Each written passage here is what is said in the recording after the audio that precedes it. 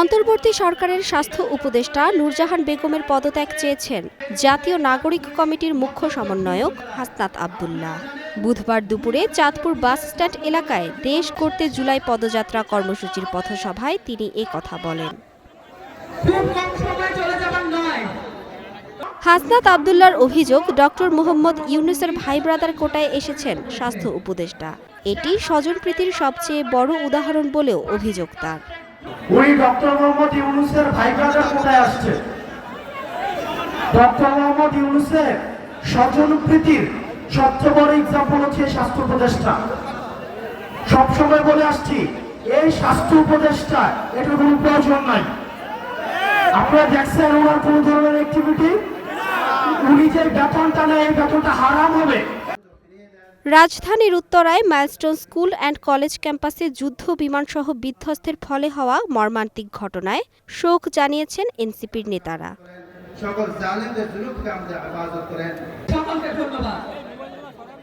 সমাবেশে আরও বক্তব্য দেন এনসিপির কেন্দ্রীয় মুখ্য সমন্বয়ক ও চাঁদপুরের বাসিন্দা নাসির উদ্দিন পাটোয়ারি, মুখ্য সংগঠক সার্জিস আলম, জ্যেষ্ঠ যুগ্ম আহ্বায়ক সামান্তা শারমিন।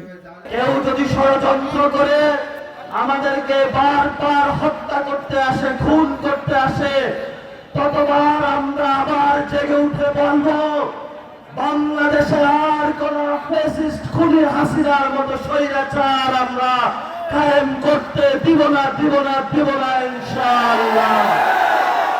ভাই হারালো ভাইদের এই যে ব্যথা, এই যে দায়বদ্ধতা, সেটা এই বাংলাদেশে মৃত্যুর পূর্ব পর্যন্ত কোনোদিন এড়িয়ে যেতে পারবে না। সংগ্রামী সহযোদ্ধারা, আমাদের লড়াই মাত্র শুরু হয়েছে। আসলেই আমাদের এই যুদ্ধ এখনো শেষ হয়নি। এই যুদ্ধ আমাদের ঐক্যবদ্ধভাবে চালিয়ে যেতে হবে।